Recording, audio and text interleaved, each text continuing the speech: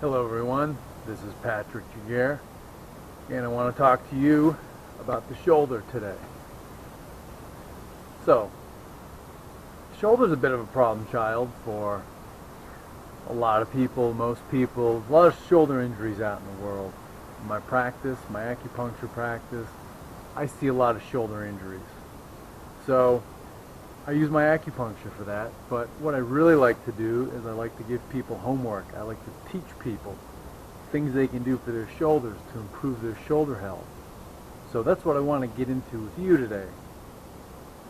So what happens to the shoulders a lot is we go through life, we do physical work, we get workouts, we do exercise, and what happens a lot too is your mental and your emotional tension goes right to your shoulders. Gets kind of in here, goes up your neck muscles, goes down on your traps here, and eventually all that stress, all that tension starts radiating out as far as the rotator cuff.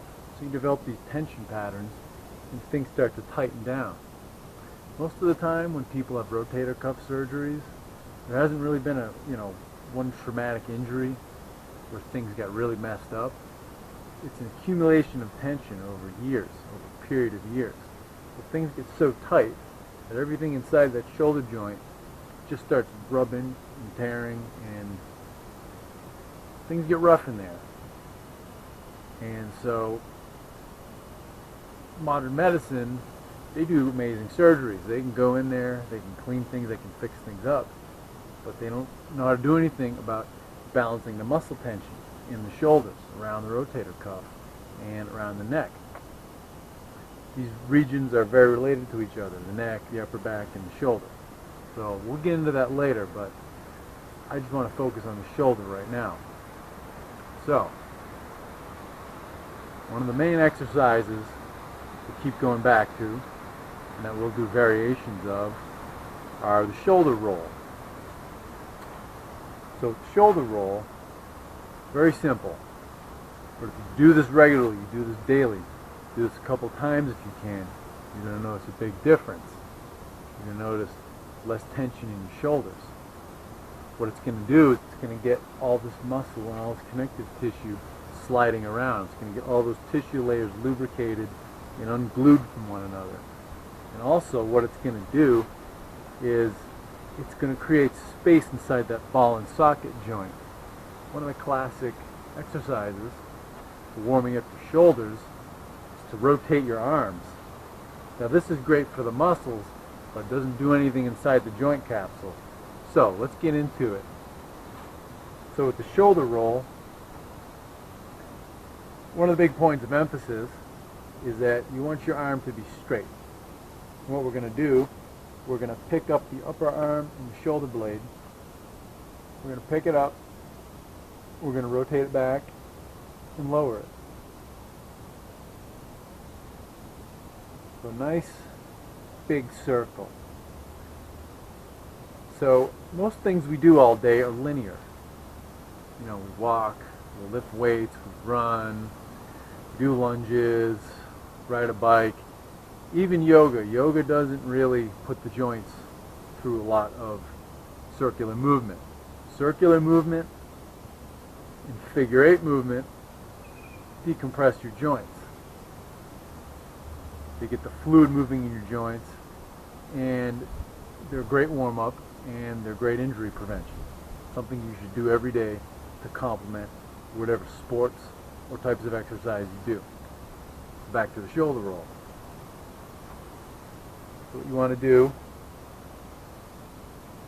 so that whole shoulder blade and upper arm, pick it up, put it behind you, and drop it. Up, back, and down. Most likely you're going to feel some snap, crackle, and pop. You're going to hear it. You're going to hear things, feel things clunking around. That's good, because you're promoting circulation. And you're getting tissue layers that were glued together unbound from each other. So just work through it. You get into severe pain, that's a whole other thing. Stop exercising, get it looked at. So be mindful of that difference between sore and injured. So here we go. Not much to it, but very effective when done regularly. Even doing it once, you notice a pretty big difference. So after you've gone backward, rotate forward. Now what happens a lot when you're doing this movement, the elbow wants to bend because they're not very good, for most people, they're not very good neural pathways into these muscles. So when you tell them to rotate their shoulder, they kind of start doing this. They start doing the elbow action because these muscles are so tight. In Chinese martial arts, they call this part of the back, the upper back and shoulders, and the neck, they call it the tortoise shell. Because in most people, these soft tissues are just so rock hard. So, no elbow action. Elbow action won't accomplish anything. You won't be back at square one, you'll stay at square one. So remember, straight elbow. If you need to hold the backpack, for example, so I've got my backpack. If you need to hold something heavy, keep this elbow straight, I strongly recommend it.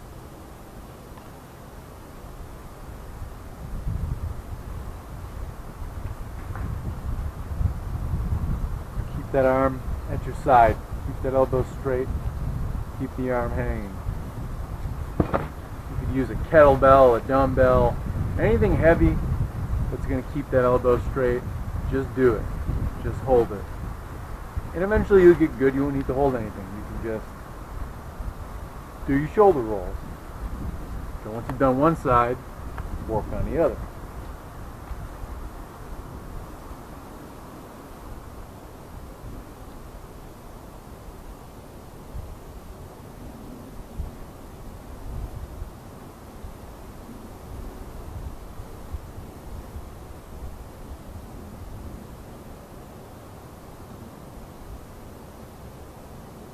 So remember, straight elbow, lift the upper arm and the shoulder blade. Up, forward, down. And go the other way, up. So it's like you're bringing your shoulder to your ear, back, down. You start with the shoulders nice and seated and relaxed. Bring them up near the ear, bring it forward, bring it back.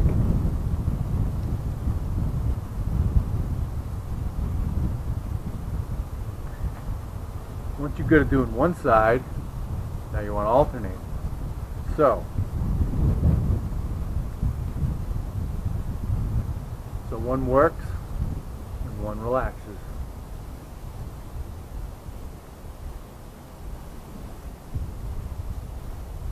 Go the other way. Give you side view.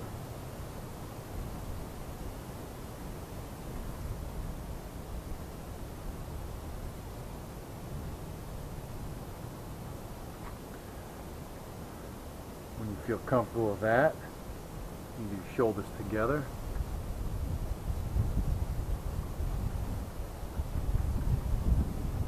So one thing that I think about doing this, you think about closing your chest and then opening it.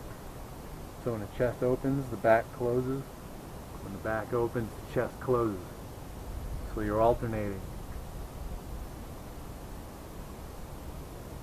To help you do this, you can even use the hands. Think about what your hands are doing.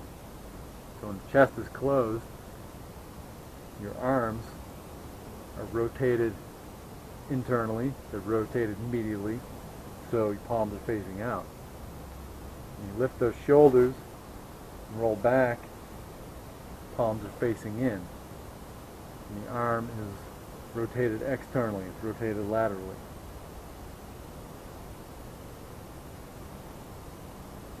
And you do these backward and forward, both directions. Stay balanced.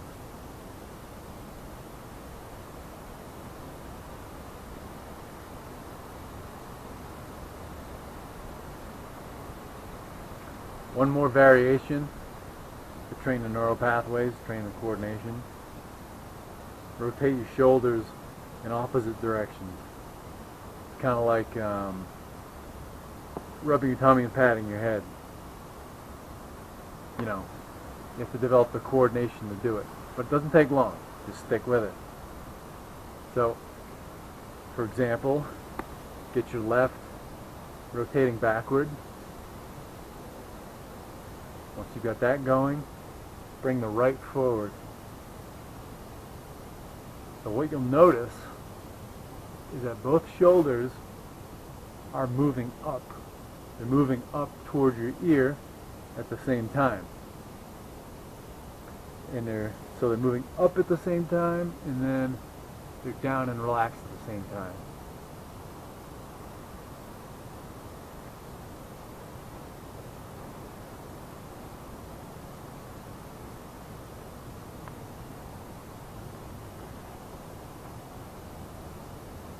And of course, go in both directions.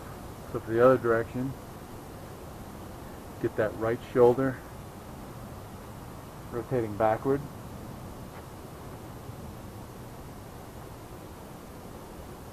And then introduce that left shoulder rotating forward.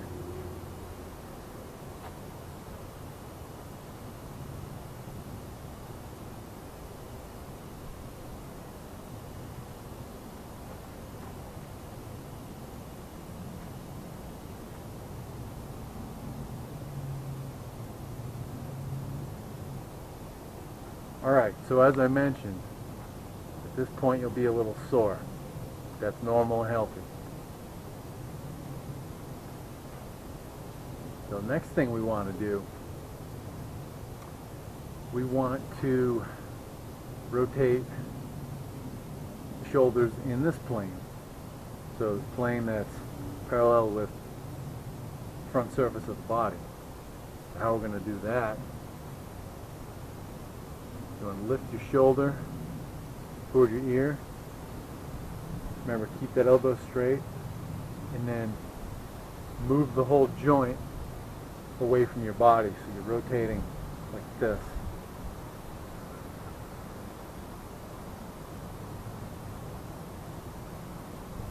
This as well makes space in that joint capsule, decompresses that joint capsule. Make sure that elbow is straight. You can even lock it out when you're first starting. Because if this elbow is moving, the movement inside the joint is not happening.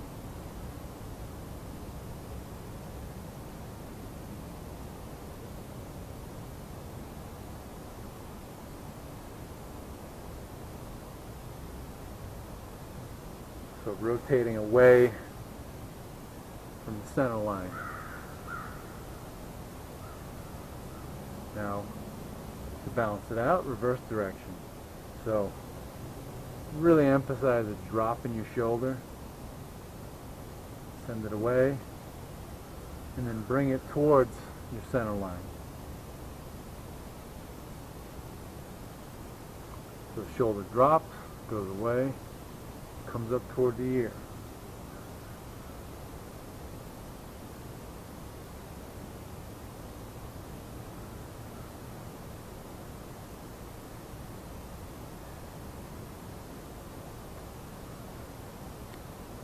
Make sure you go the other way as well. Lift the shoulder towards the ear. Send it away.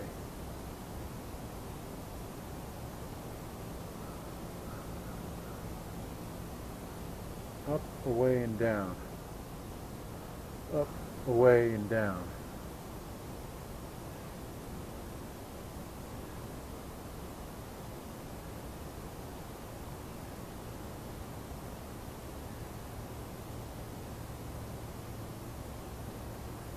Now reverse direction, goes down, away, and up towards the ear. Down, away, and up.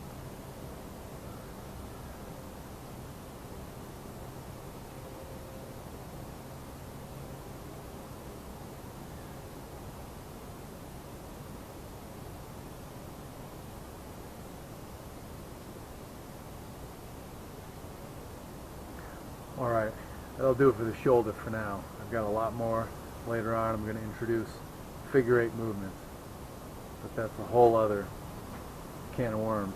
We'll get into that later. So thanks for tuning in.